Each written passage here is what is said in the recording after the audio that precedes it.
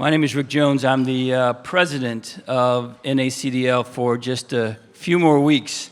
And this is maybe one of the last times that I have the opportunity to A, say that, and B, to be in front of a gathering like this. So this is a special opportunity for me. I am pleased. Norm asked me to really kick this off and then get out of the way, and that's exactly what I'm going to do. But there are just a couple of things that I think bear mentioning. One is the launch of the trial penalty report is really just another step in a series of really important and groundbreaking work that NACDL has done over the last 5-10 years or so in terms of really looking at systemic issues in the criminal justice system and taking them on head-on, and not just doing a deep dive into the issue and writing a report, but then making sure that the report has teeth and that there is actual change and reform that comes out of these reports. And so I'm really pleased to be at the launch of the trial penalty report, and I expect that a lot of the substantive things that you see in the report, the principles and the recommendations, will actually, over time, come to fruition, and we will see gradual and maybe even not so gradual change in our justice system. That is sort of the continual struggle and requires continual vigilance. The really good thing about the trial penalty report is that it really does bring together the entire bar.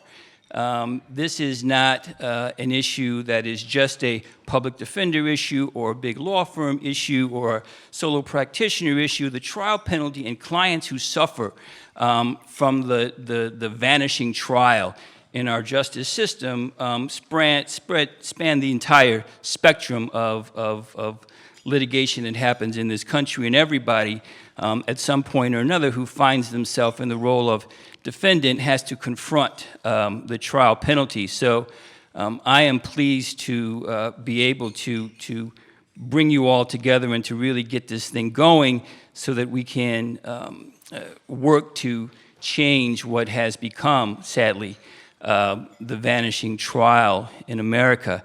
The other point that I really want to make is, and it really is sort of deep-seated. I mean, I teach trial practice, of all things, at Columbia Law School in New York, and I've been doing that now for more than a decade, and my students are, they go on to become federal and state public defenders, federal and state prosecutors, federal and state judges, folks who work as litigators in large firms and small firms. And the thing that I've lamented for a decade now at Columbia Law School is that the place where these folks go who are going to be leaders and shapers of our profession, the law school at Columbia has no moot courtroom. And I think that is a indication of what we mean by the fact that they've made a conscious decision that the law school, because of the vanishing trial and other things, doesn't need a moot courtroom. We can teach the fundamentals and the foundations of trial skill and trial practice and trial advocacy by moving some chairs around and trying to figure out in a courtroom how to make it into a court. And so the last thing I want to say, and then I really will get off the stage because I've probably been here too long, is that just like everything else, and I would be remiss if I didn't say this, just like everything else in our criminal justice system, it's true that the trial penalty impacts everyone in our profession, everyone in the justice system, everyone who finds himself in the role of defendant, but it inordinately impacts the poor and people of color. And so we have to be mindful of that at every step along the way as well. Those are really my thoughts. I appreciate you taking the time to give me this opportunity to kick this thing off. And now I'm going to turn it over to the real wizard of NACDL, Norm Reamer, the Executive Director.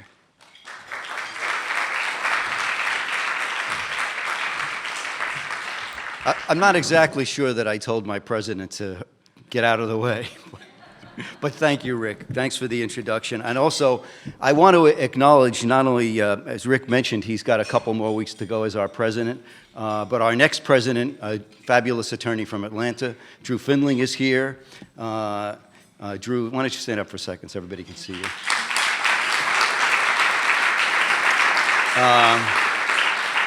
Our soon-to-be president-elect, Nina Ginsburg from Virginia, is also here. Our immediate past president, who really is going to be speaking in just a couple of minutes, who played a tremendous role in our taking on this project, Barry Pollock, is also here. Barry. And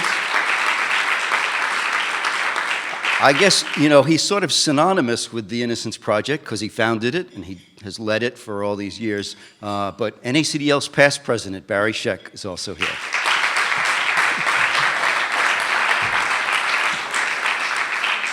And just, I want to acknowledge the tremendous work of my colleagues on the staff who made this possible and the task force that worked on it.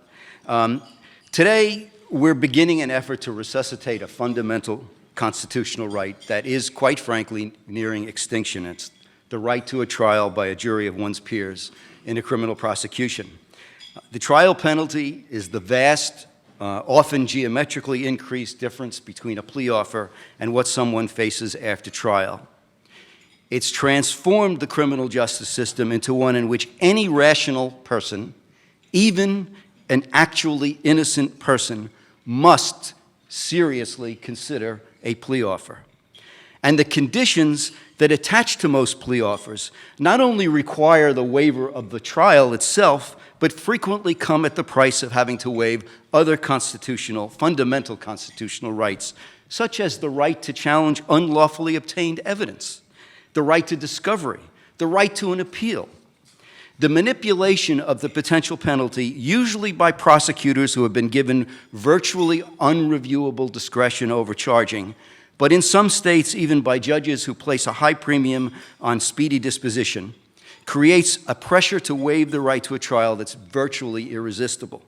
The effects of the penalty and the concomitant abuse of plea bargaining have infected virtually every aspect of the criminal justice system, and as Rick said, it affects everybody, yes, disproportionately minorities and poor people, but everybody who ever comes in contact with the criminal justice system has to come to grips with this.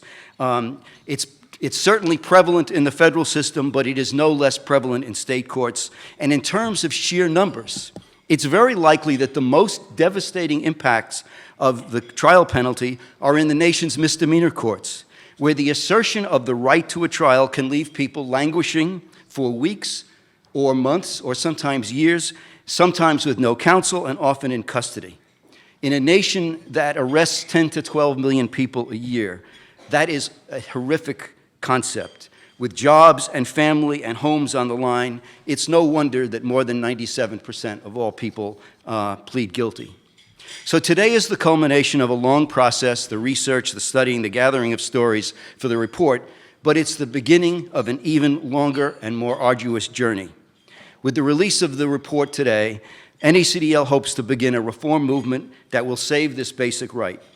While the report focuses primarily on the federal system, our advocacy, and I hope the advocacy of many of the groups that are represented here, will focus as much on the states. The founders of the country recognized that the right to a trial, the interposition of one's peers as a check on the government abuse of power to prosecute, was essential to the preservation of liberty.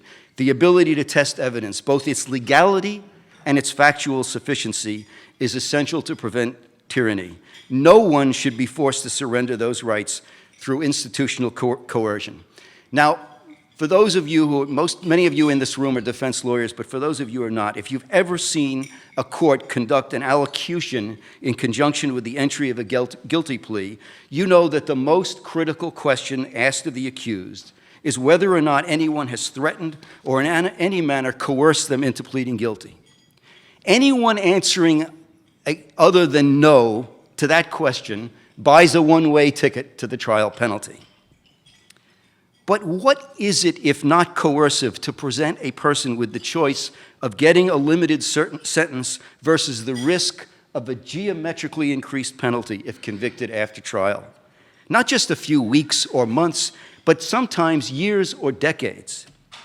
And if the prosecutor, a public servant charged with doing justice, has determined that a particular sentence in a plea offer is sufficient for punishment, for deterrence, and for protection of public safety, where is the justice in seeking a multiple of that sentence simply because the person asserted their rights? But that institutional coercion has now become a staple of our nation's criminal justice system, and it's time to end it. NACDL doesn't hold any particular party accountable for how the system has evolved, nor do we assert that all plea bargaining must be eliminated.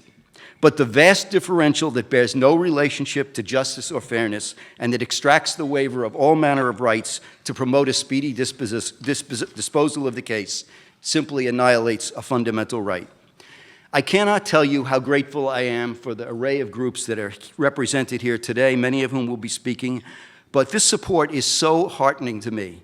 As we have seen increasingly in recent years, criminal justice reform is probably the one area in the national discourse that truly has begun to transcend the ideological spectrum.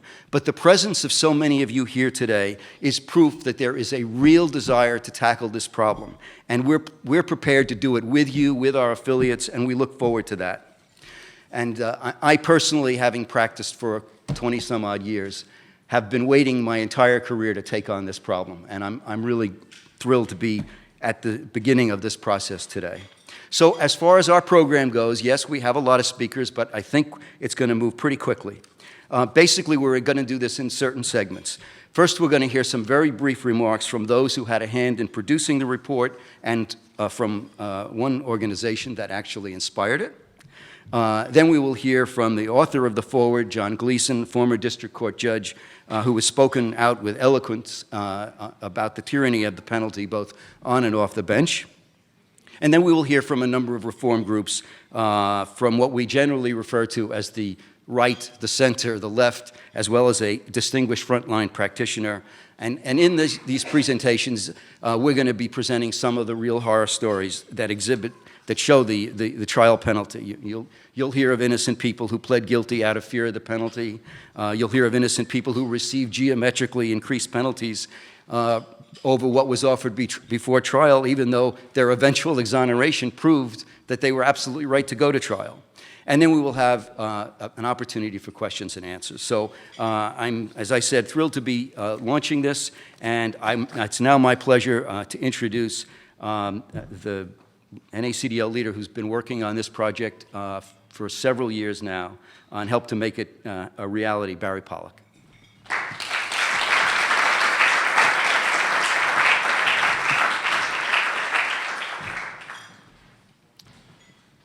Thanks, Norm. It is a very curious problem that brings us all here today. Our country was founded on one of the basic principles that no person accused of a crime should go to jail unless and until the evidence against them has been tested through the adversary process and a jury of their peers has found them guilty. We have created, and are rightfully very proud of having created, the gold standard of criminal justice for the entire world.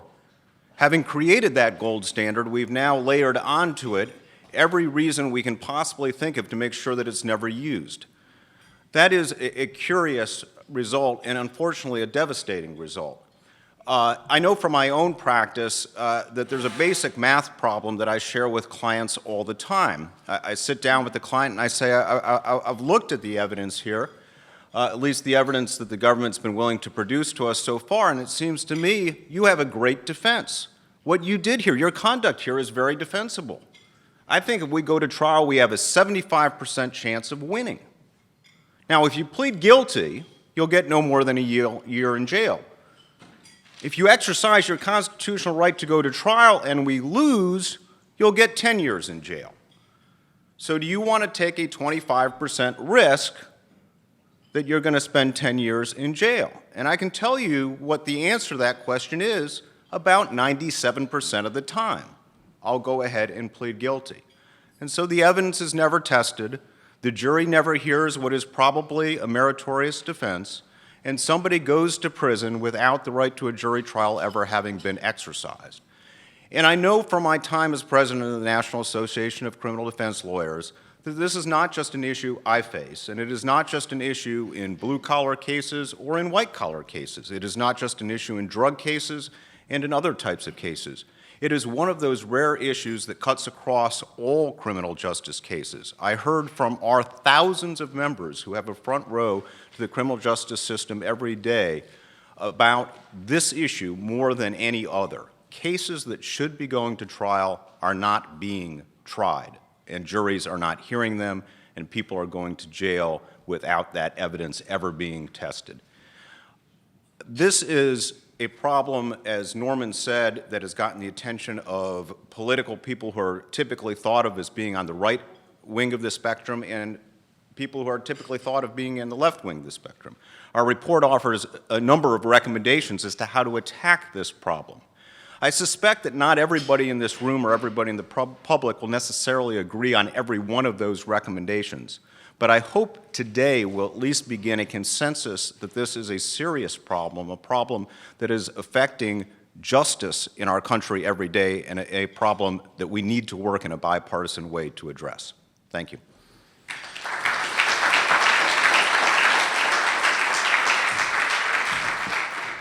Thank you, Barry. You know, over the last few years, I've had an opportunity to work on a number of projects, including the Clemency Project, and have seen the tremendous generosity of many of the firms in our country.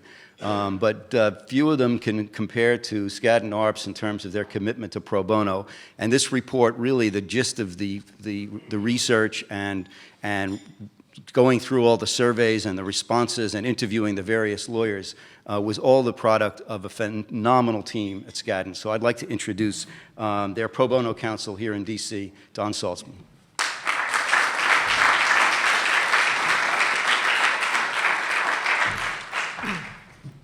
Thank you, Norm. And I just want to congratulate the NACDL for being at the vanguard of this critical reform movement. I'm the pro bono counsel, as Norm said, at Skadden. And Skadden is grateful for the opportunity to have worked on this report with the NACDL. The trial penalty that this report discusses is real.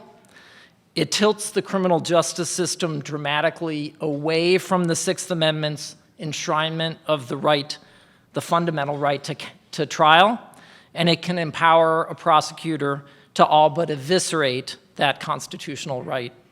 And the trial penalty leads to enormous injustice, as the anecdotes and data in this report show.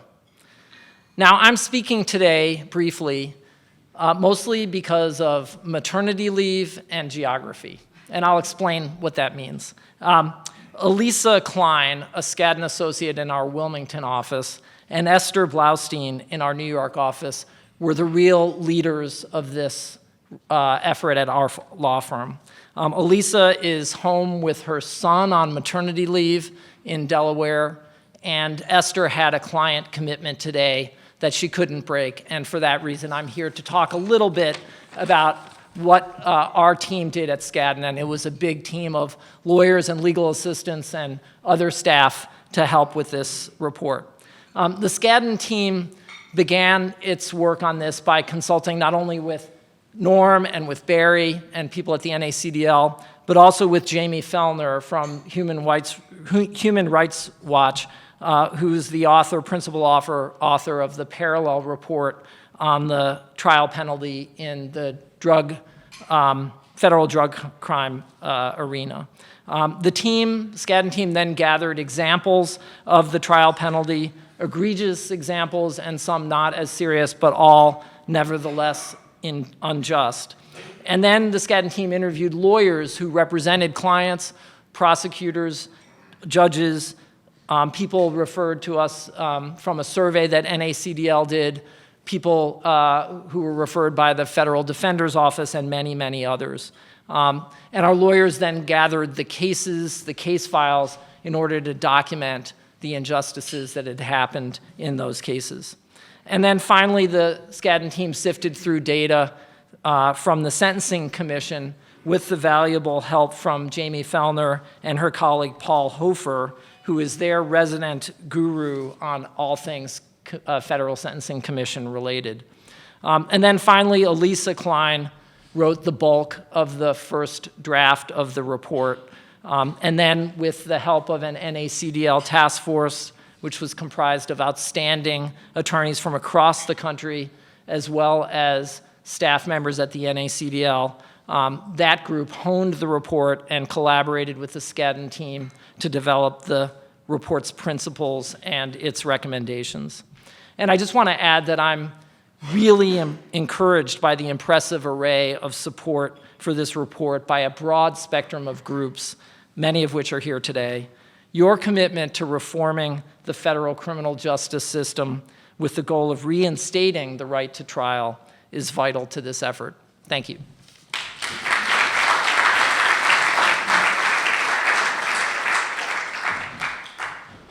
So as Don alluded to, every great project needs an inspiration, and for us, the real inspiration to take this part of the project on came from the Human Rights Watch, a report called An Offer You Cannot Refuse, which studied the trial penalty exclusively in federal drug cases, where, of course, you have most of the mandatory minimums and so many different kinds of enhancements. So we then, inspired by that great work, decided to look at the whole federal system as a way to create a platform for this reform. And I am extremely pleased. Probably since my time here at NACDL or shortly thereafter, I've been privileged to work with Nicole Austin-Hillary. She had been with Brennan for quite some time, but she's now here as the Executive Director of U.S. Programs for Human Rights Watch. Nicole, be honored to have you speak.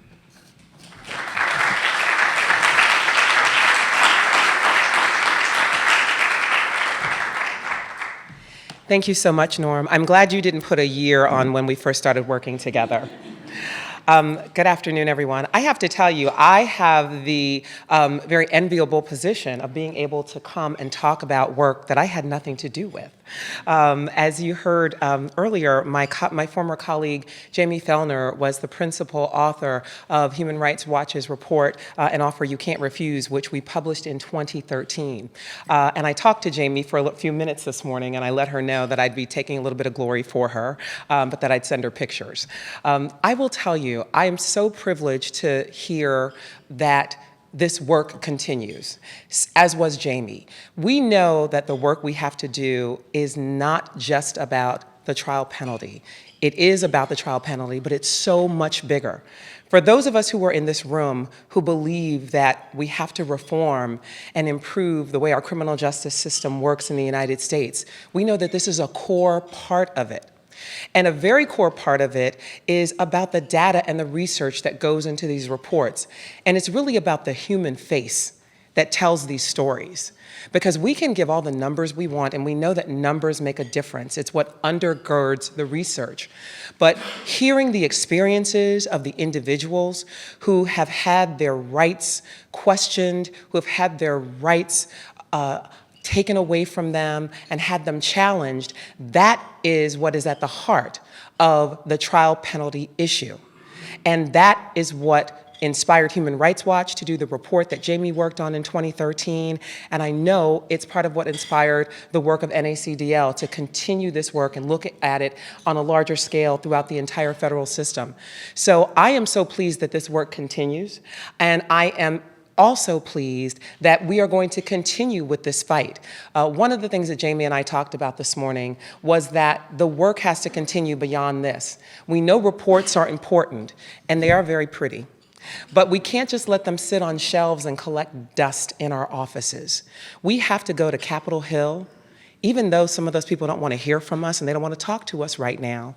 But we know we have a job to do. We have work to do. We have to talk to the folks in the Capitol. We have to talk to the folks in state legislative houses throughout the country. We have to tell these stories. We have to give them these numbers. We have to tell them that mandatory minimums don't work. We have to tell them that people deserve the right to a fair and free trial among a jury of their peers. And we have to let them know that these faces and the names and those families that are impacted by these issues, that is what matters. And that for any of us who believe in democracy and value democracy as we know it, This is a problem that has to be dealt with. So I'm pleased, Norm, that Human Rights Watch helped to serve as a catalyst for this work, and I am doubly pleased that in my new role as Executive Director of the U.S. program, that I will help to carry the torch further, because I know that with the release of this report today, it's not the end, but it's the beginning of work that I think we will all continue, and I am proud to be standing arm in arm with you to do just that. So thank you so much.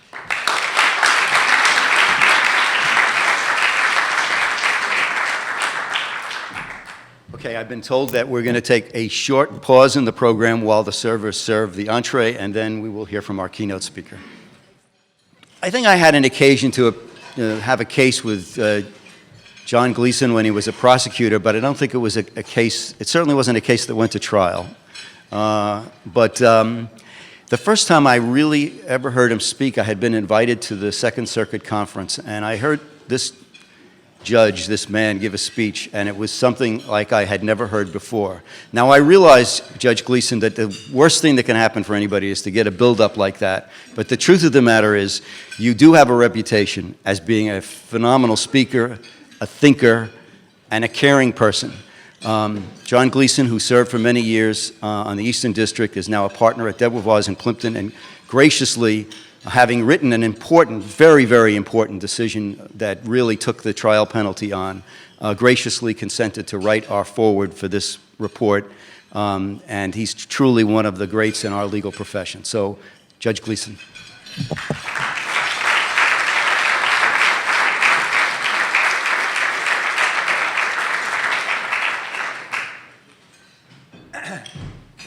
Thank you, Norman. Thank you to the NACDL and the task force that produced this report, and Skadden, whose participation in this I had underappreciated until today, and the staff of the NACDL.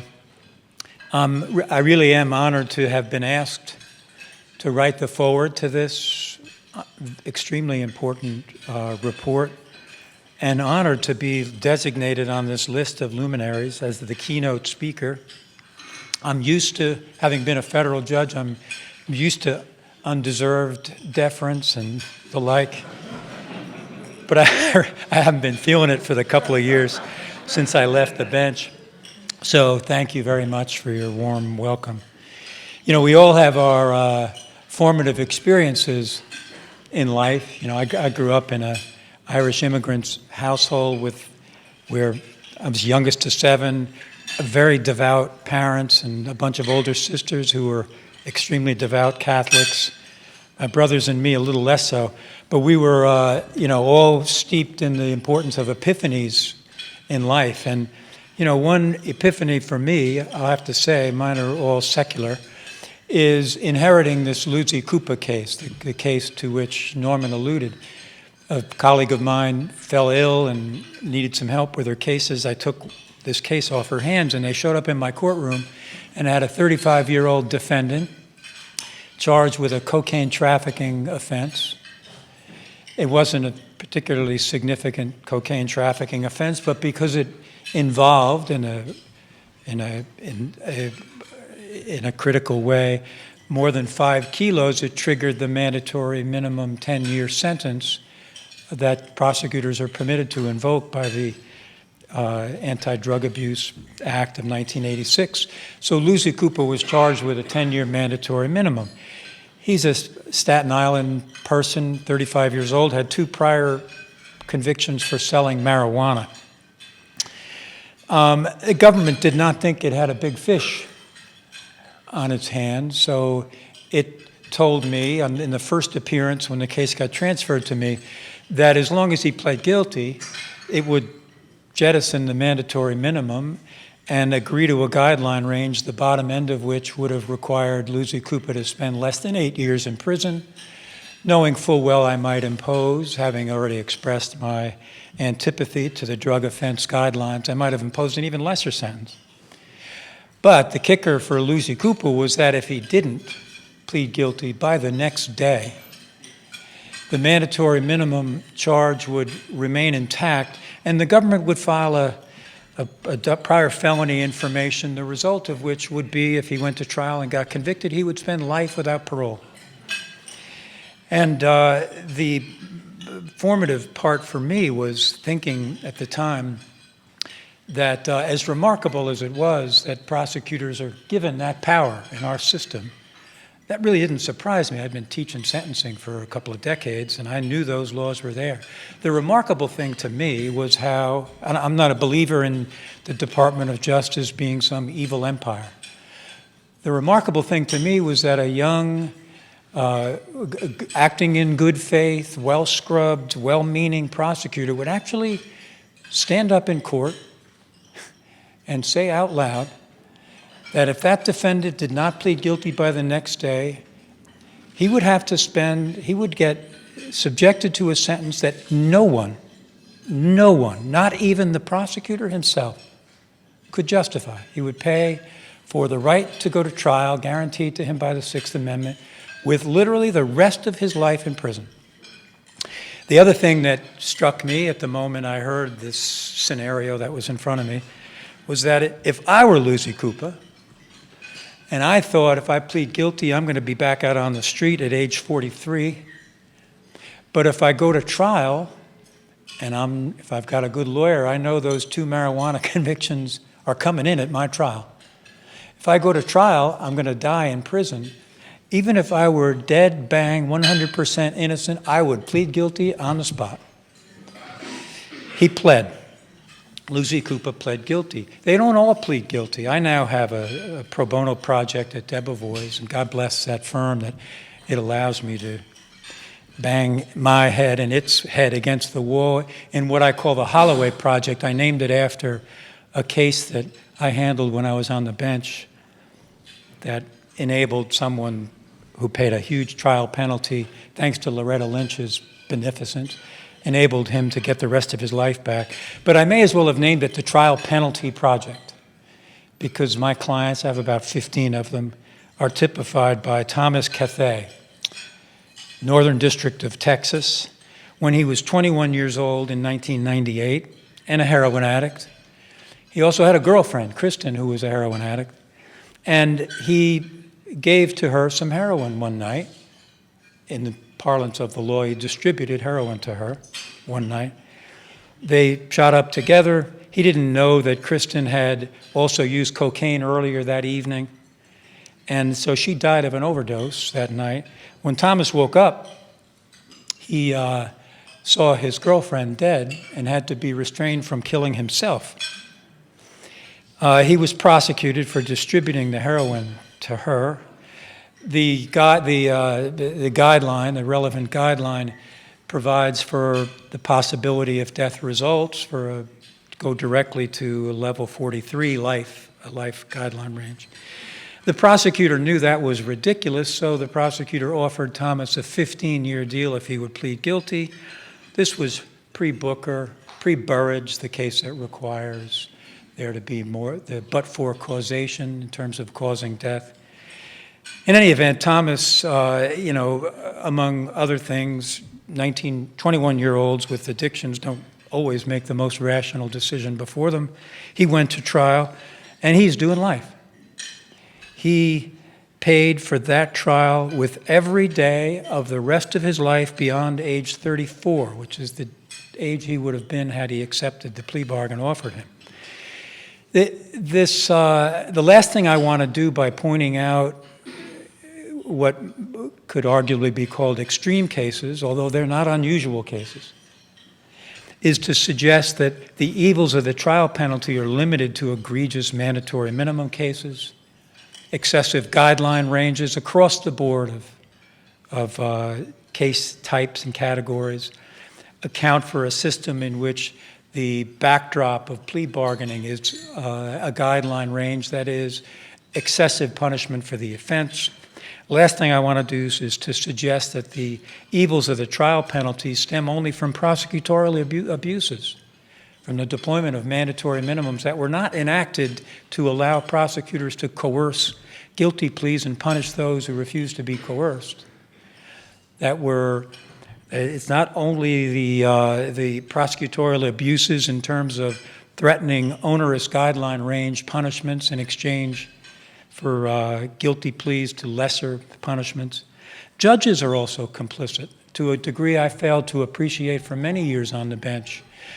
Put aside excessive mandatory minimums, put aside excessive guideline ranges. There's a legal culture in which all the participants are led to believe that if you roll the dice, a terrible, terrible metaphor for what is the exercise of a fundamental right enshrined in the Sixth Amendment, that if you roll the dice, then you ought necessarily to feel an extra measure of punishment, another pound of flesh taken out of you. So judges also are part of the problem. Last thing I want to do is suggest to you this is a federal problem. This was alluded to by Norman in his remarks.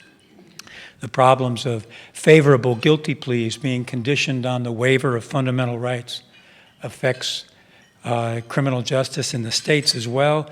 And there are many places in which, unless there is meaningful bail reform, pleading guilty is the only way out of prison. I don't want to suggest for a minute that this is only a problem that afflicts the innocent. Yes, there's an innocence problem. I've alluded to it already.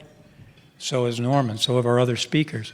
But, we live in a system in which we have accepted as a premise of our criminal justice system that you don't go to prison just for being guilty. When I was on the bench, I had a number of defendants come before me, especially those from other countries, other justice systems. And I'd say, why do you want to plead guilty? And they'd say, because I am guilty. And I would explain to them what, to many, seemed counterintuitive. I'd said, you don't get punished in this country for being guilty. We've chosen a system of justice in which unless the government can prove you guilty beyond a reasonable doubt, this was the point that was made earlier, you don't get punished. So some will say, prosecutors will say, what's wrong with a system that too much induces actually guilty people to plead guilty? There's plenty wrong with that. We have decided that you only get punished if the government can prove you guilty beyond a reasonable doubt.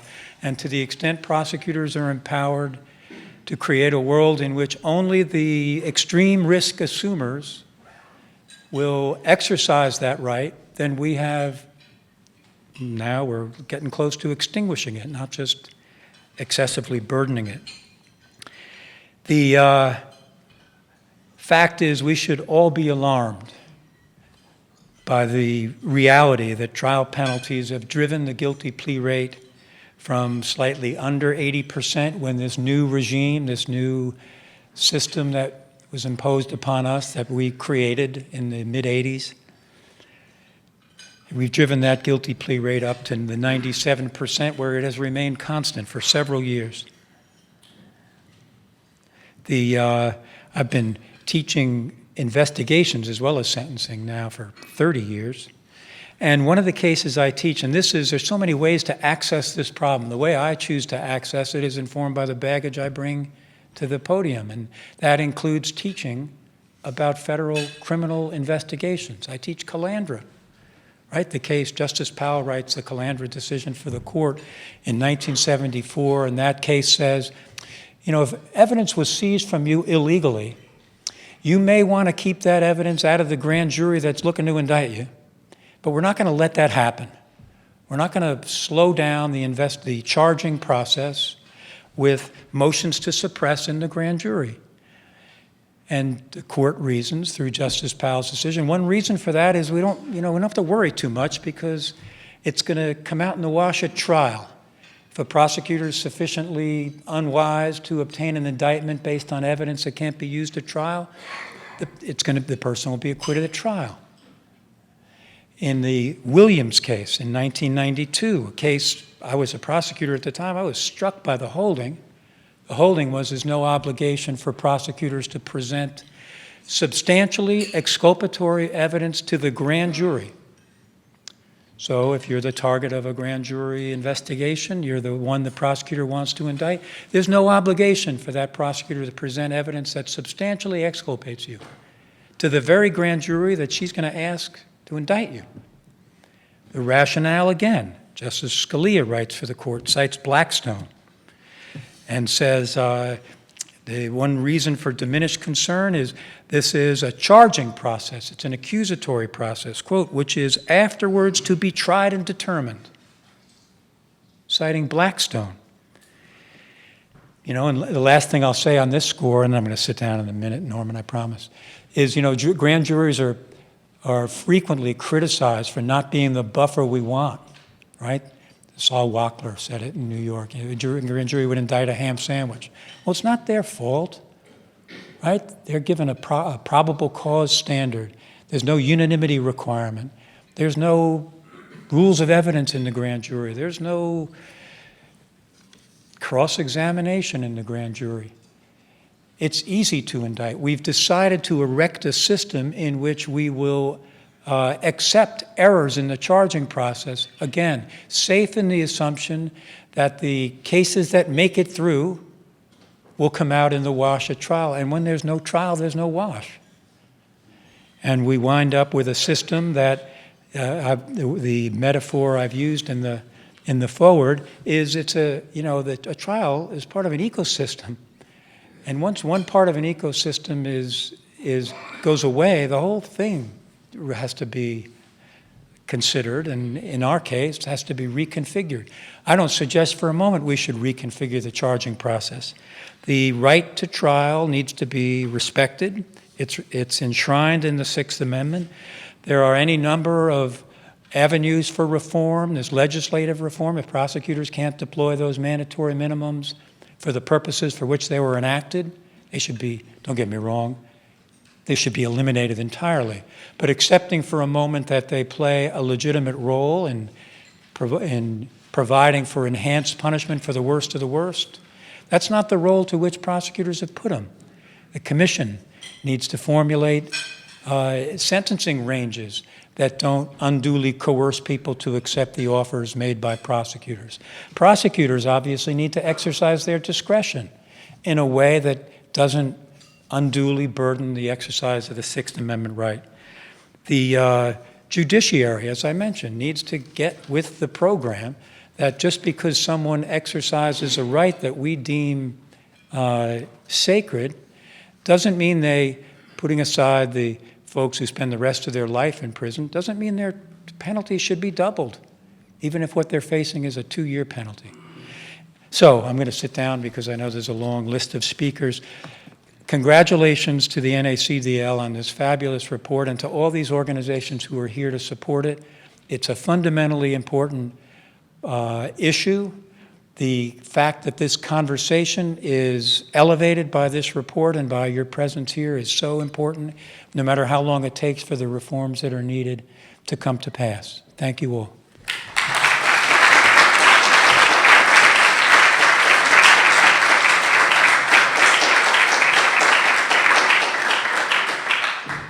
Thank you very much, Judge Gleason. The Innocence Project, if you look at their website, says they exonerate the wrongfully convicted through DNA testing and reform the criminal justice system to prevent future injustice. It's probably fair to say that the Innocence Project and the work that they've done have done more to transform the criminal justice system and raise awareness about injustice than just about any project that's been launched in the last 25 years. But of course, only a sliver of cases have biological evidence. And in virtually all cases in which the conviction turns upon intent, there's virtually no hope of exoneration. It's very rare indeed. So the fact that they can show us that the extent of the problem and prove it beyond really any doubt is extremely important. I am very personally thrilled and privileged that the executive director of the Innocence Project, who has been a mentor and a friend to me when I came into this position and needed some help and guidance, and throughout all the years, Matty DeLone, please.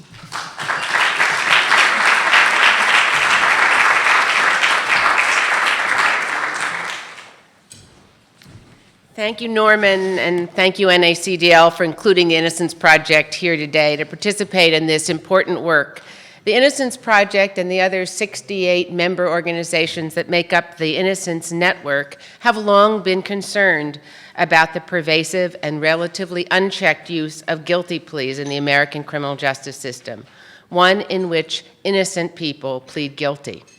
We believe that reliance on a plea system is in fact based at its core on a belief that the system holds, even if it doesn't think about it, that only guilty people or people who committed crimes would plead guilty, and did not believe, in fact, that many innocent people plead guilty.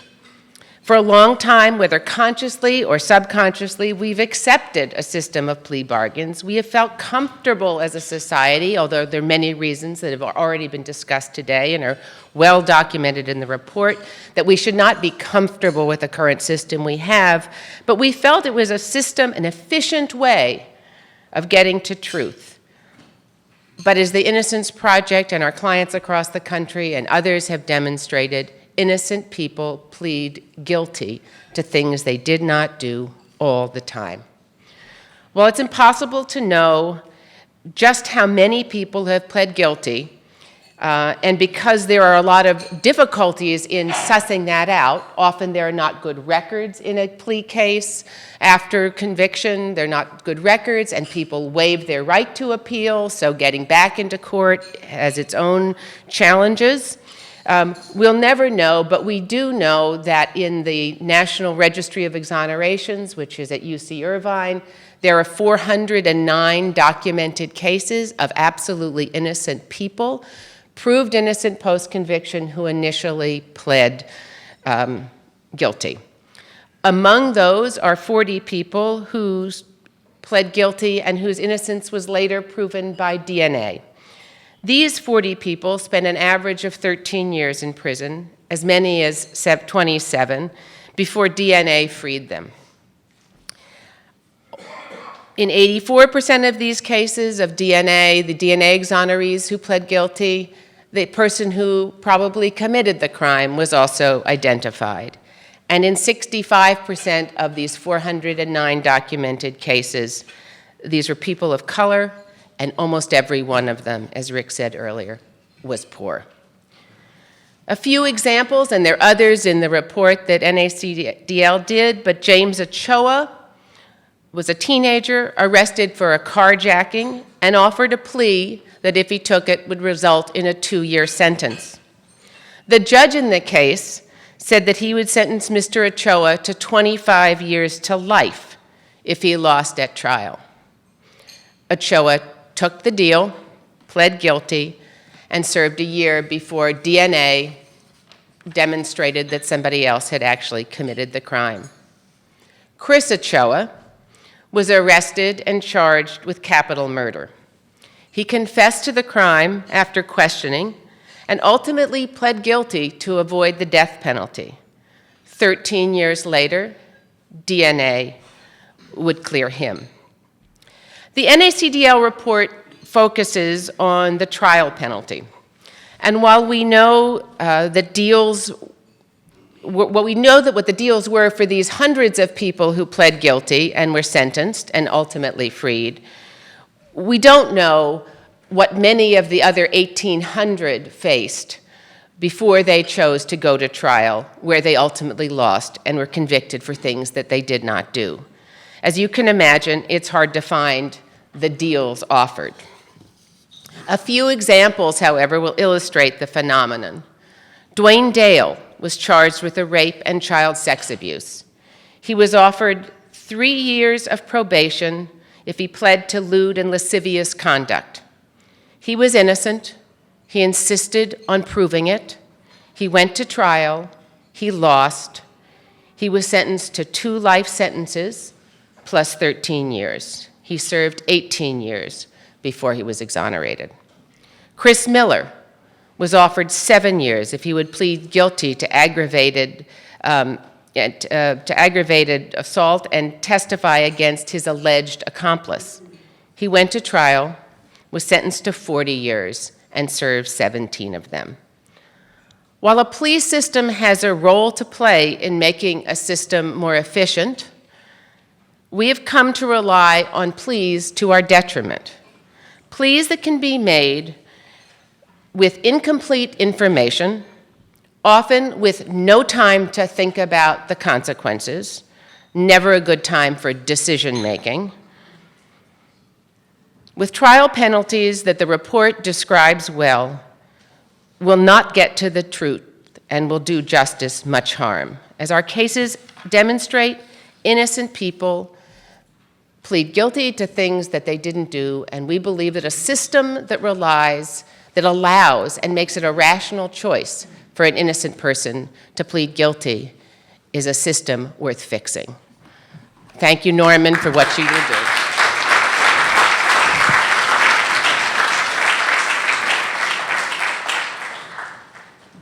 So we're going to go to a practitioner now. Fred Hafetz is a practitioner who has written about the trial penalty, has a distinguished practice at Hafetz and Nichelas in New York, has become increasingly concerned about the impact of the penalty on practice itself, and will tell us about a situation where there couldn't be any DNA exoneration, but in which there's absolute proof that by going to trial you can expose the existence of a scenario in which there was no crime to begin with. Fred Hafetz.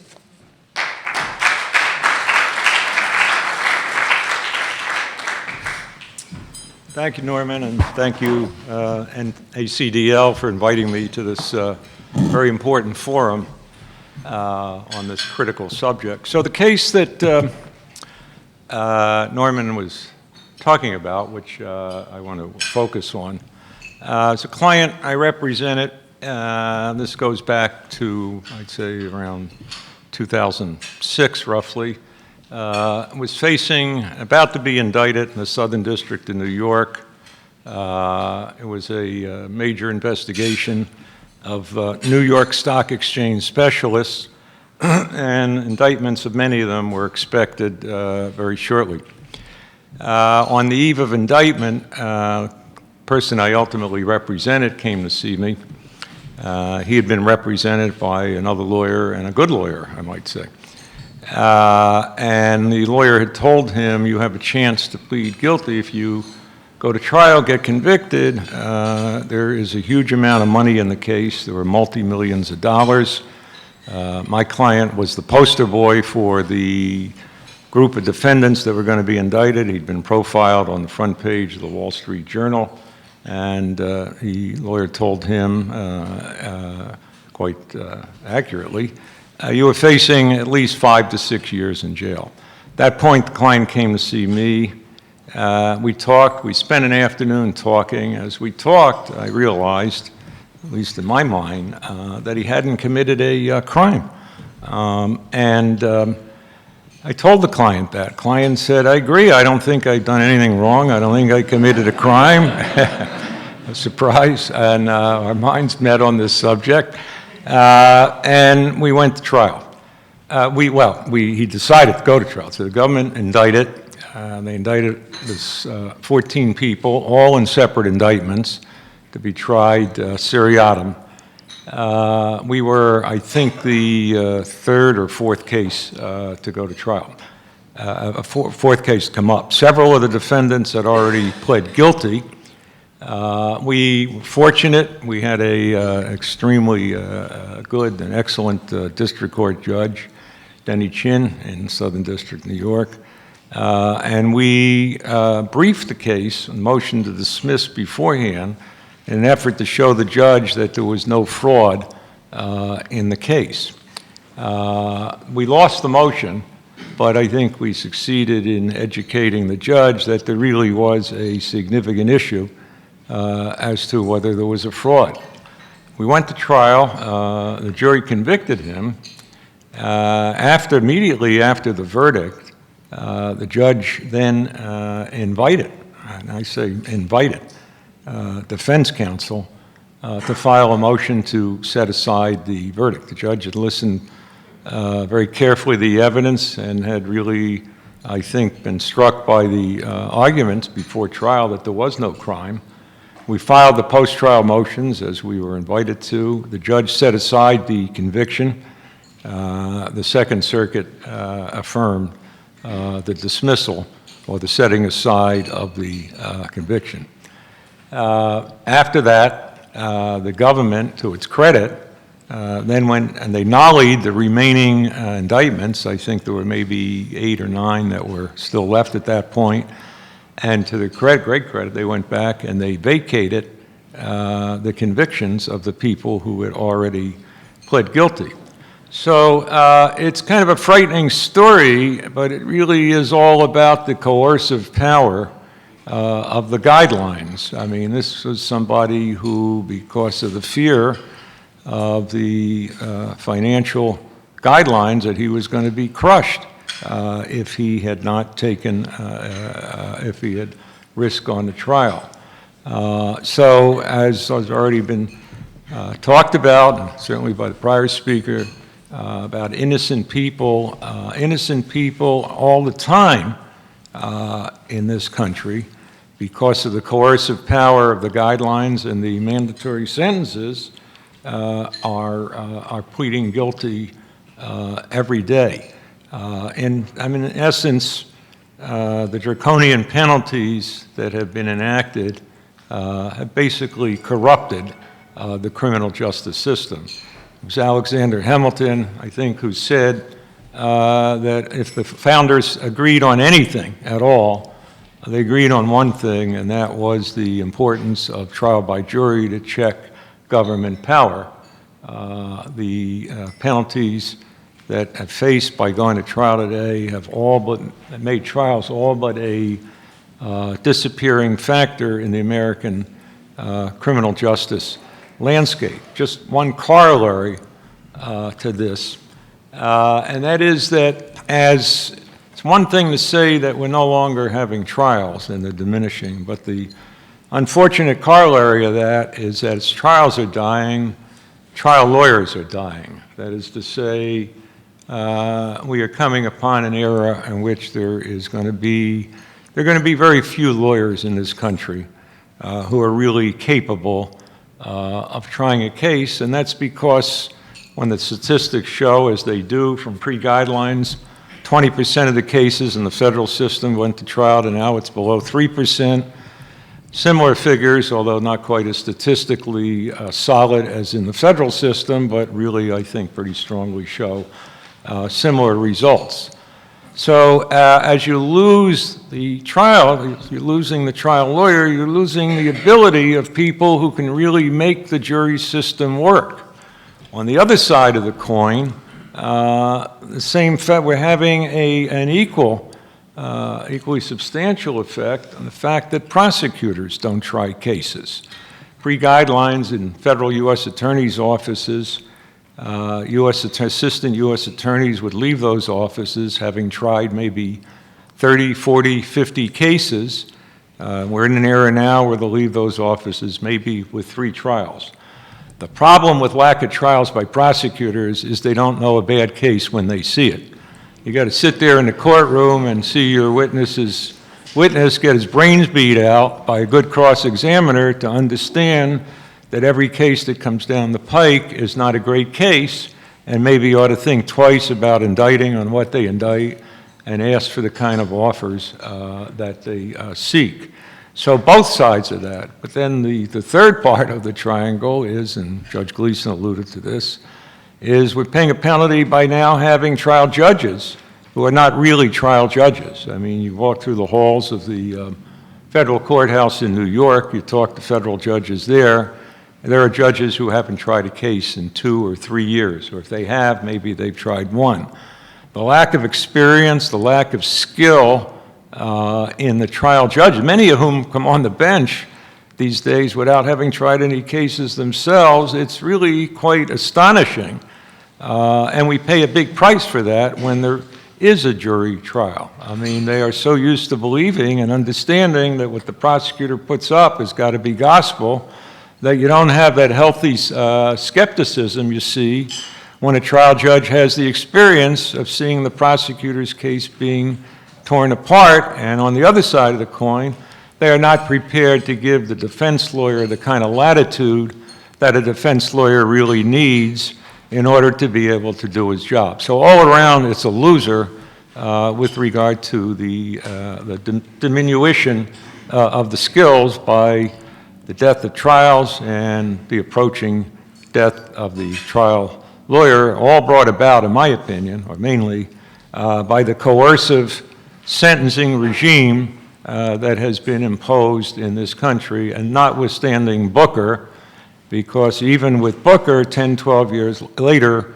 the statistics in terms of the percentage of people going to trial is still infinitesimal, and that is because the trial judges themselves, notwithstanding the latitude given by Booker, are still applying the guidelines close to, not as hard a penalty, but as if the guidelines were really ruling the day. So this organization has a lot of work to do in that area. Thank you.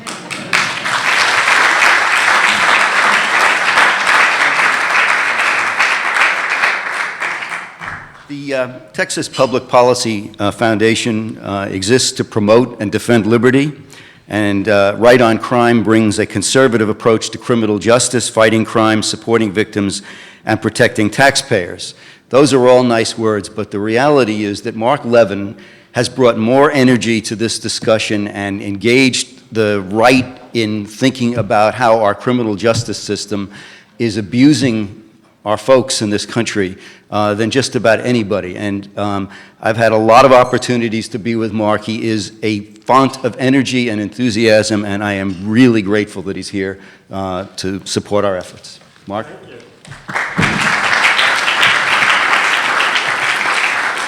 Well, congratulations to NACDL and everyone who helped with this superb report. And I think from a conservative perspective, those of us who believe in limited government and individual liberty, this is a really important issue. Because, of course, the trial process and juries represent a crucial check on the otherwise unlimited power of government, and in this case exercised in the hands of prosecutors. Now, of course, most prosecutors are very responsible, but the problem is indeed the system and the incentives that have been set up, as we've heard today. A secondary problem is the trial penalty also violates the goals of proportionality and consistency in sentences. Obviously, someone who chooses to exercise the right to trial ends up with a grossly disproportionate sentence to what others and what they otherwise would have received. Now, of course, we've already heard 11% of those claims in the exoneration registry are in fact people that pled guilty. That's a huge problem. I would say it's an even bigger problem at the state level. In Harris County, just a few years ago, 298 people alone were found to have pled guilty to drug charges that later, when the lab test came back, turned out the substance was not even illegal drugs. Thankfully, those have been unwound, but we can't give back to those people the time they spent in jail pre-trial, which is another huge issue. A lot of people, in this case, they pled to time served in jail because they couldn't afford bail. So that leverage also causes people to plead to crimes they didn't commit simply to get out of jail because they cannot afford bail. So there's many aspects of this. Now, there are a lot of solutions, many of which are highlighted in the report, including full discovery, so people can at least make informed decisions at this stage. I'm proud to say in Texas, we passed an open file, full discovery legislation called the Michael Morton Act, named after a gentleman who spent 26 years in prison in Texas for a crime he didn't commit. And he was tremendous at the legislature in explaining why lawmakers needed to pass this bill. He was asked at a hearing by the chairman of the committee, "I'm surprised you're not bitter after all these years spent in prison for a crime you didn't commit." He said, "Well, I've had a lot of time to get over it." Rolling back mandatory minimums and for those states where maybe it's not possible to immediately repeal them, certainly adopting a safety valve, which is a piece of model legislation that I and others helped get adopted through the American Legislative Exchange Council. I know Michael Bowman and Ronnie Lampert from ALEC are here. I'm on the Public Safety Task Force, and I hope we can address further this issue of the trial penalty through that task force. Again, making sure that we disclose these plea offers to the judge and the jury before the sentence is given. That would be extraordinarily helpful. I would even argue the parole board should be aware of it. You know, I've read about cases recently where prosecutors write the parole board and say this person can't be released after serving decades, and then it turns out they offered them a sentence that's far below what they've already served in prison. And of course, now we know they've been an exemplary inmate all these years, so it's completely contrary to that fact. One of the things that I've really been struck by is one of the areas we've worked on is restorative justice, things like victim offender mediation. So we had a bill in Texas a number of years ago that we ultimately did pass, but we ran into some opposition from prosecutors. And I said, well, this was district attorneys from some of the major cities in Texas. I said, well, what's your concern about this bill? They said, well, we don't have time to look at the cases to see if they're appropriate for victim offender mediation or another form of restorative justice because we're pleading them out so quickly. We don't have time to examine them. But they don't want, of course, the victim to be able to pursue that without their approval. So it was a bit of a catch-22. And I know, for example, Common Justice, which is a great restorative justice program in New York City, they actually have to look for innocent people to make sure they're not getting innocent clients into this prosecutorial diversion restorative justice program.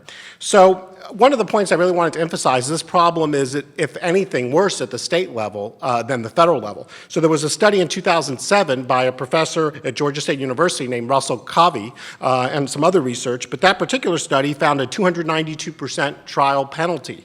That was the difference in sentence for a defendant who exercised the right to trial, and that did not consider the fact that they may have been convicted of more serious charges, because oftentimes, of course, the plea bargain involves pleading to lower charges. So that wasn't even included. And including that, you could get from 300 to 500% trial penalty, and indeed, in some cases, 1,000%, which would mean the plea deal was 10% of what the sentence would be at trial.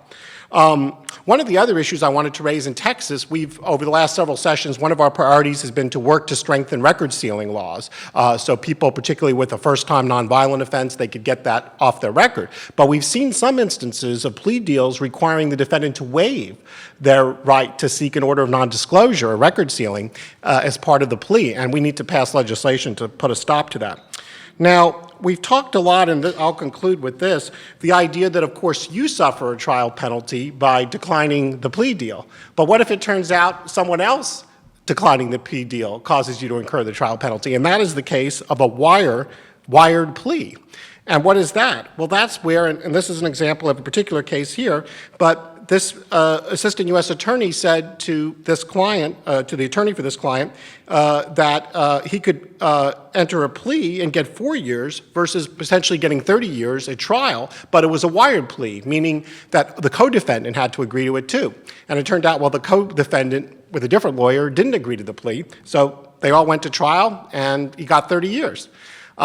So this, again, just emphasizes kind of the random and unfair nature of this system we've created. So I think this report will be a huge benefit to us as we move forward, both at the state and federal level, and hopefully, again, we're not talking about abolishing plea bargains, but certainly moving to a system where we ensure fairness and due process much more so than we do today. Thanks very much.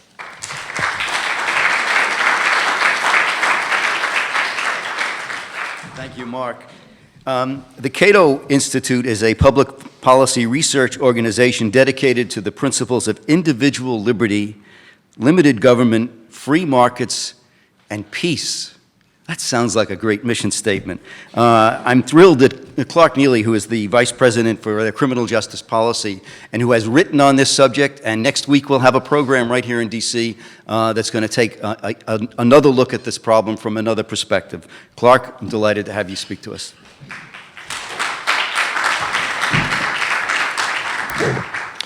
Thanks very much, Norm. I want to start by congratulating NACDL and the team at Skadden for an extraordinary product. I really hope and believe that we're, on the cusp of something with this report. I want to start with a personal story. I've never worked in the criminal justice system. I've been a constitutional litigator for most of the past 20 years, and most of my career I was at a libertarian public interest organization called the Institute for Justice, which some of you may have heard of. And the last few years that I was at IJ, I started working on civil forfeiture cases as part of our property rights work. And I was astonished at the rather cavalier approach that I saw law enforcement taking to the issue of taking away people's property. And over the 4 years that I worked at IJ on these cases, we never lost a single civil forfeiture case. And today, IJ's track record against federal civil forfeiture is unbroken, 100% win rate. I've been a litigator my entire career, more than 20 years. I know that whenever you see a 100% win rate in any area of litigation, something is wrong. And what I began to wonder was whether these people, being law enforcement, if they are this cavalier and sloppy when it comes to exercising the power of civil forfeiture, are they much, much more careful when it comes to taking away people's liberty and putting them in cages? And this began to haunt me. And the more I looked into it, the more I became convinced that the answer is no, that they are not far more careful, and that the same kinds of injustices that I saw working on civil forfeiture cases were not only likely, but to a high degree of certainty, inevitable in criminal justice. And so I took the opportunity to come over to Cato and take charge of the criminal justice effort there. And I immediately began by doing sort of informal survey of experts, try to figure out what people working in criminal justice felt was among the most fundamental problems in criminal justice. And the one I think that most emerged for me is what I now describe as the practical elimination of citizen participation in our criminal justice system. The Bill of Rights devotes more words to the subject of juries than any other subject. And we have taken the centerpiece of our criminal justice system, what the framers deliberately put at the very heart of our criminal justice system, and that is the citizen jury, and we have ripped it out. And I share Judge Gleason's, I've actually used the ecosystem analogy myself. I'll tease it out a little bit. Imagine you had some omnipotent power over nature, and you finally got sick of all the ants at picnics and got sick of being bitten by mosquitoes. You didn't really have any understanding of their role in the ecosystem, but you have the power to eliminate them, and so you do. But you don't understand what role they play in the ecosystem. What you would begin to see is the ecosystem would start to die. Plants would start to die, trees would be unable to reproduce, and flowers. You'd wonder why. You wouldn't know what you had done. I think that is precisely what we have done by eliminating the criminal jury from our system. Many of us are taught to believe that the primary function of a criminal jury is to assure empirically valid results, to bring in outsiders and have them test the evidence and make sure that the facts are what the government says they are. I've come to believe that may be the least important function of the criminal jury. I think that the most important function of the criminal jury in our system is to provide accountability, transparency, and oversight. And all of those things are missing from our system when citizens no longer participate on criminal juries. I also had a personal story to share very quickly. A lot of this was somewhat academic to me until I met a man who I will refer to as John. It's not his name. In a moment you'll understand why I'm using a pseudonym. John was falsely accused by the federal government of fraud because a business that he ran in Texas went under during the financial downturn, as so many other businesses did. But this was right around the time of the Bernie Madoff Ponzi scheme up in New York, and every U.S. attorney's office in the country apparently wanted a Ponzi scalp on its wall, and so John became the target of this particular office. Long story short, they threatened John and his partner with 220 years in prison, and the plea offers, as I'm sure many of you have experienced, began cascading down. They started at 10 years, 5 years, 3 years. When they rejected 3 years, their own attorney basically screamed at them and said, "It'll never get that good." On the eve of trial, the plea offer came down to 2 years in a camp. And what I realized when John told me this story is that as the father of 2 young children, I would plead guilty to assassinating Abraham Lincoln if it got me 2 years in prison and removed the possibility of my children growing up without a father. And what that in turn made me realize is that we have gone back to a system that used to exist in medieval Europe, which is where they had judicially sanctioned torture. They absolutely had judicially sanctioned torture to extract confessions from people so that they could simplify their criminal justice process. We don't use physical torture, but we have absolutely brought that system back. And I know that because I would choose most forms of torture before I would allow myself to be separated from my children for the rest of their lives. And so I know that when my friend John was threatened with 220 years, that's the position he was in. He was effectively being threatened with torture. So I'll close by saying this. Sometimes when you come to these things as a libertarian, you sort of feel like the platypus when people are boarding Noah's Ark. Let's see what the guy with the duckbill thinks. I think the libertarian perspective is this. Operating a criminal justice system is one of the few things that libertarians think government ought to be doing. And as I mentioned earlier, our Constitution provides more concrete guidance on that subject than any other. And if we can't get that right, if the government can't get it right, doing the one thing that governments are supposed to do in a system that is more specifically described in our Constitution than any other, what else can't the government get right? Thank you.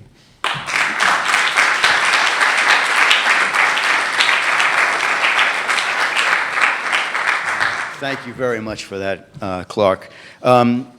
We have a couple of speakers who could not be here today. My great colleague and a great partner for NACDL, Kevin Ring and the Families Against Mandatory Minimums, they had an event scheduled on the Hill, and they couldn't be here. And I just want to mention that we got a wonderful statement of support from Kevin Ring, whose own experience is profiled in the report. He was, through great lawyering, saved from the ravages of the trial penalty, but not for lack of effort by those who sought to put him in jail for a geometrically increased period of time than others who were more culpable received. And Jeff Robinson from the ACLU, the Deputy Legal Director, had an emergency in New York, and he also sent along a wonderful note expressing the ACL's support and pledging to work on this issue with us. So with that, I want to now turn to the Charles Koch Institute. They are inspired by a recognition that free people are capable of extraordinary things. The Institute supports students and professionals and encourages discussions about important issues, including criminal justice reform, to promote new perspectives and new ideas. And I'm thrilled that Jordan Richardson, who is the senior policy analyst at the Charles Koch Institute, is here. And the way I look at it, just about any day in which I can say that the ACLU and the Charles Koch Institute are in agreement on something is a really good day for me. So, Jordan, please come on up.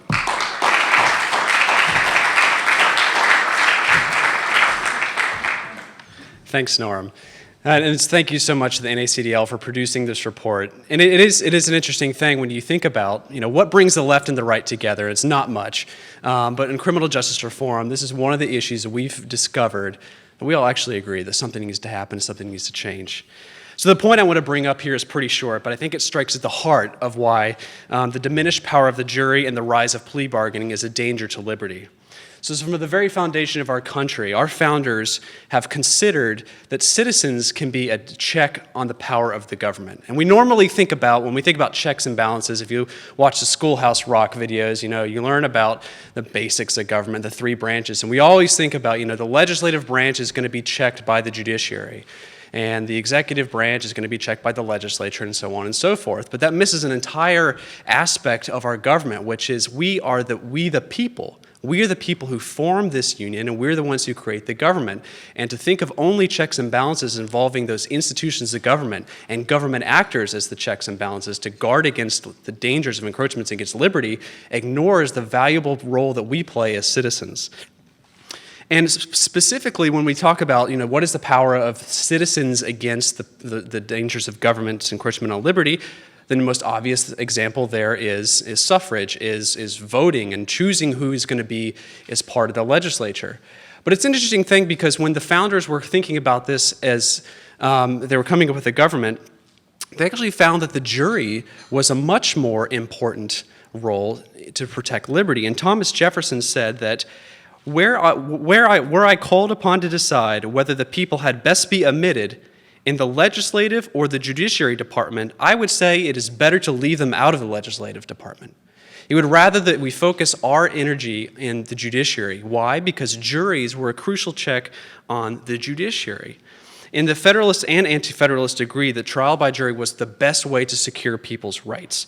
In Federalist number 83, Alexander Hamilton said, "The friends and adversaries of the plan of the convention, if they agree on nothing else, concur at least in the value they set upon the trial by jury. Or if there's any difference between them, it consists in this.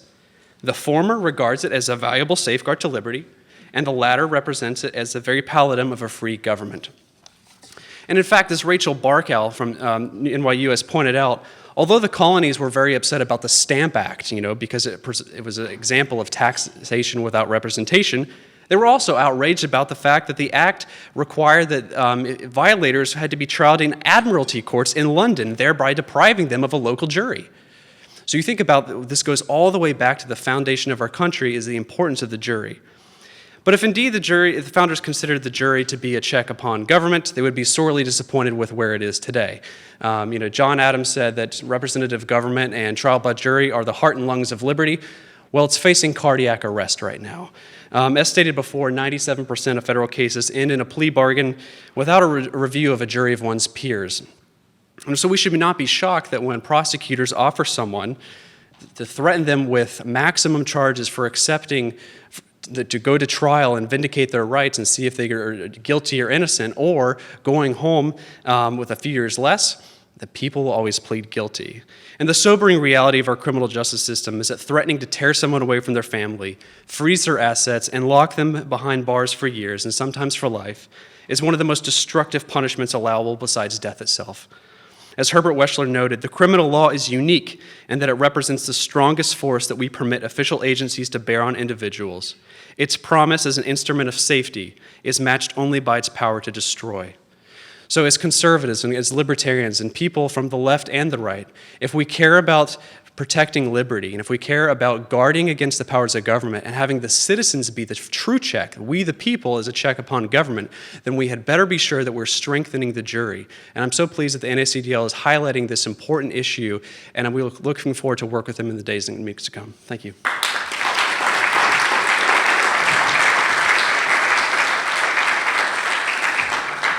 Thank you very much, Jordan. I really appreciate that.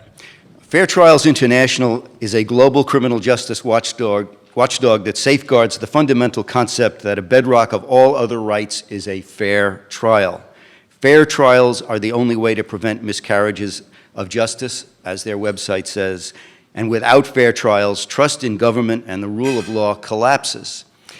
They've recently put out a report called The Disappearing Trial that looks at this from an international perspective. And I have to share something with you. Now, being here in D.C. and being a criminal justice group, from time to time we have delegations that come to visit us, or dignitaries from various countries that want to learn a little bit about the defense perspective of the criminal justice system in the United States. And was it the French Minister of Justice who came to NACDL to visit with us, and I learned an astonishing thing.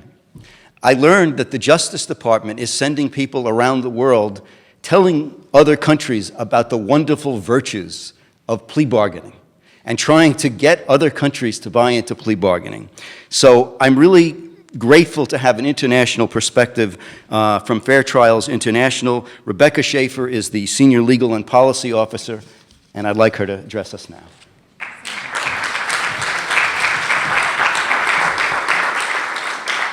Hi, everyone. I'm really grateful to NACDL for this report. It's really important to our work. I'm going to use it a lot, and hopefully you'll see how through my remarks. And I'm also really grateful for your openness to an international perspective.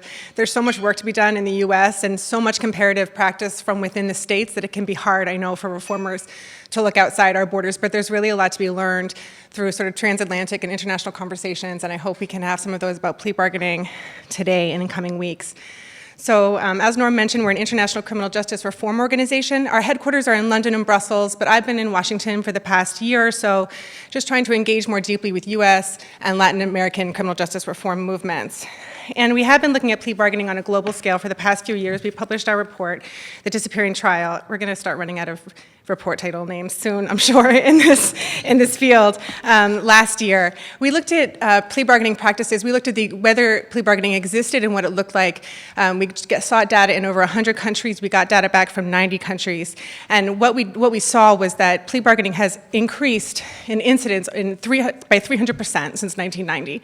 So in 1990, only 19 global jurisdictions had plea bargaining, and by 2015, when we did our research, 66 of them did. And we know that more have adopted it in recent years. In the past year, we've been speaking with folks in Japan who introduced it in the last year. In China, it's in pilot programs, and in Guatemala and Brazil, there have been multiple attempts to introduce it just in the past year in legislation. There's been quite a lot of resistance in Guatemala, where they've been calling it a pacto de corrupción. As you can imagine, not too far off, I think, from our experience. And for the most part, countries are introducing the practice for good reasons, to improve efficiency, to reduce impunity, and over-reliance on pretrial detention. But we have serious concerns about the impact of plea bargaining on due process, safeguards, on the rule of law, and on rates of criminalization and imprisonment based on what we've seen in the USA. Without simplifying the picture too much, the astonishing growth in the incidence of plea bargaining very much does have a U.S. nexus.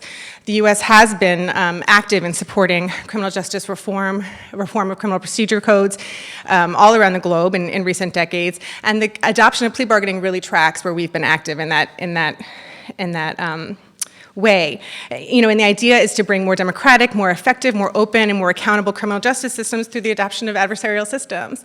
And plea bargaining is a kind of poison pill in the adversarial system, where it sort of contains the ability to undermine itself. So at the same time as countries are newly adopting adversarial principles, they're also learning the ability to not have a trial at all. And all of those gains through an open adversarial trial, through which evidence can be tested, through which police and prosecutorial behavior can be brought to light, can be tested, and violations can be remedied, is available to be avoided at the same time.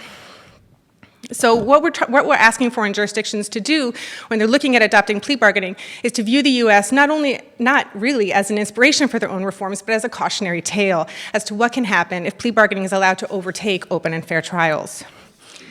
The truth that we found, though, is that plea bargaining takes a wide variety of forms around the globe. It doesn't always look like the US model. And even in countries which quite consciously copied the US model, we couldn't find a single example of plea bargaining that creates the trial penalty that's exposed in the NACDL's report. The vast majority of jurisdictions we studied statutorily regulate sentencing discounts. They're usually calculated by the judge in a sentencing hearing in a proceeding that has substantially less arbitrariness in charging decisions and prosecutorial power. So the highest discount that we documented was 30%. That's in the UK.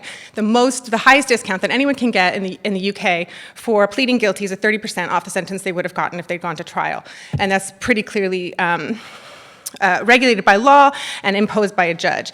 In other countries, you're looking at more like 10 to 15% in Australia and Peru, and maximum of 25% in New Zealand. So that just gives you a sense. We're talking about an order of magnitude of difference of the trial penalty in this country. It's something that you don't see anywhere else.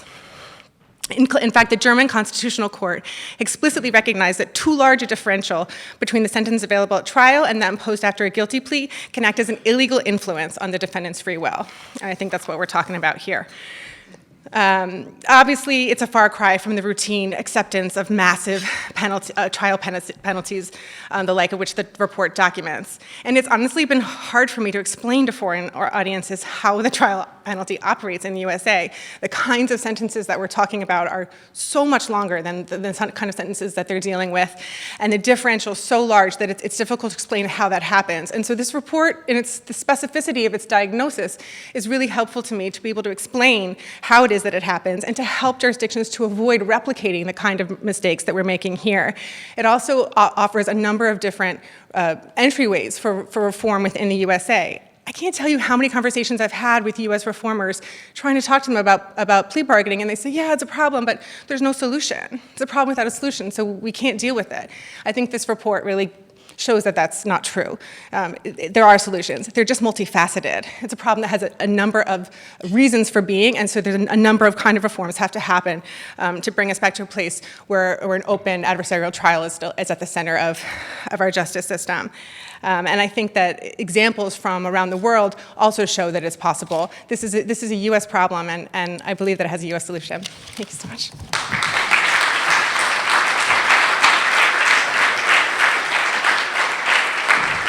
Thank you, Rebecca, and thank you all. I want to close the program, talking about orders of magnitude. I want to close the program with a very real and very present story.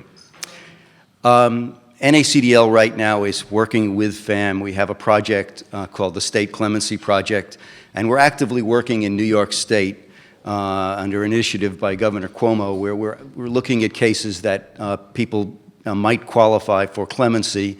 And unlike the federal program that the Obama administration had going, it does not exclude people who may have been convicted of crimes of violence. One of my roles is I act as an advisory attorney for the frontline attorneys who are doing these reviews, and a case came to me from one of the volunteer lawyers at one of the firms. And it's the case of a young man, well, he was a young man.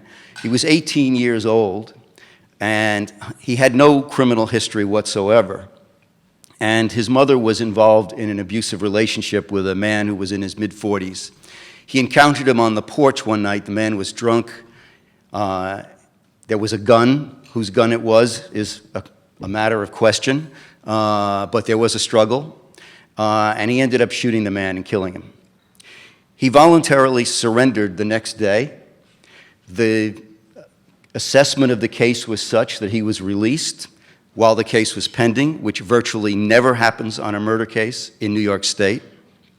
He was out for 3 years until the trial. He went to trial and asserted a self-defense claim.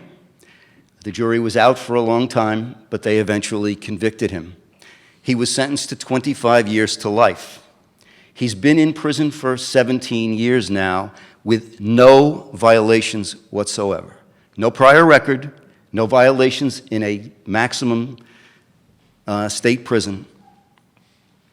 And when the lawyers got to work on this case, they found out that he had been offered 3 to 9.